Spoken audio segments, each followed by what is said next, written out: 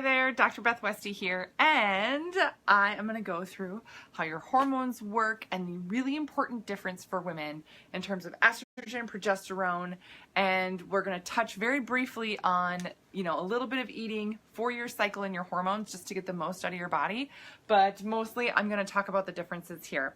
So this is something that I'm so passionate about, that my book is based on, and I really believe most women are not informed enough about how their bodies function. They're not informed enough about their hormones and how things work. So just very brief, very basic. This is a graph of the hormones and cycle. Day 1 is the first day of your period. Day 14 is about when you would ovulate. Day 28 is when this would end, and then it would start all over again. Now, not everybody is the same, right? You may have a cycle that's longer or shorter than this. Totally fine if that's normal for you. It can take some time to get used to whatever your normal cycle is. If you've had kids, been on birth control, illnesses, stress, lack of sleep, change in nutrition or exercise, all can alter your hormones and when you would have your period, when you would ovulate. Fun, right? So a lot of times women are like, oh, I don't know where I'm at, or I'm not sure what's going on, but I know my hormones are not normal, they're not regular, and it's driving me crazy, and I feel like it's really having a really hard time getting the most out of my nutrition and my health because of it. So this is just very briefly eating for your hormones and then talking about the differences. So after your period starts, after a few days, for the first 2 weeks your hormone estrogen is most dominant in this phase. Estrogen will actually increase your metabolism. It's going to increase your energy overall. And you're going to feel just refreshed. You're going to be able to power through workouts better. You're going to feel like, gosh, I can take on anything. Your memory may feel like it's better, more mental clarity. But estrogen also just burns carbohydrate naturally. That's part of the beautiful thing that estrogen does. Now, progesterone does something completely different in your body and in your system. Also, wouldn't it just make sense that if estrogen and progesterone do different things, that you would eat differently to kind of go with the flow of what's naturally going on, right?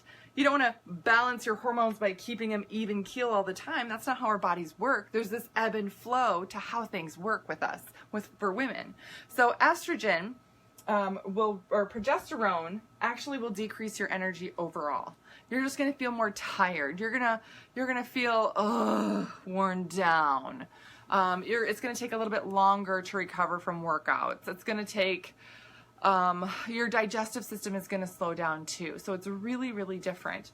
But the one thing about progesterone that's very different from estrogen is that progesterone also burns fat naturally. Isn't that amazing? Yeah, super amazing. So even if you are on a birth control pill, even if you have gone through menopause, whether it be you've had a hysterectomy or it's a phase of life for you, your body still has estrogen and progesterone present, and your body's used to going through this ebb and flow for years. So you still have some of it present. You can take advantage of the hormones that are still present by shifting what you're eating and when to really target estrogen and progesterone. So I drew estrogen blue and progesterone red because estrogen is going to be cooling foods. When you eat more cooling foods, you're going to be working with increasing your metabolism, increasing your energy, and burning more carbs. And then when you flip over and after you ovulate and your body's higher in progesterone, you switch to warming foods. Warming foods that are going to help with your energy levels. They're going to help with your digestive system because it slows. Your digestive system does slow down so much during this phase that eating warming foods are going to help a ton. And then you will also burn more fat when you're matching warming foods with progesterone. So fantastic way for women to eat for their cycle. In the next couple of videos, I'm going to dive in detail even more into each hormone and go over that. So stay tuned for that. But thank you for watching. If you found this helpful, please share this information with somebody else. And like always, if you have any questions, please let me know. I'll see you guys later.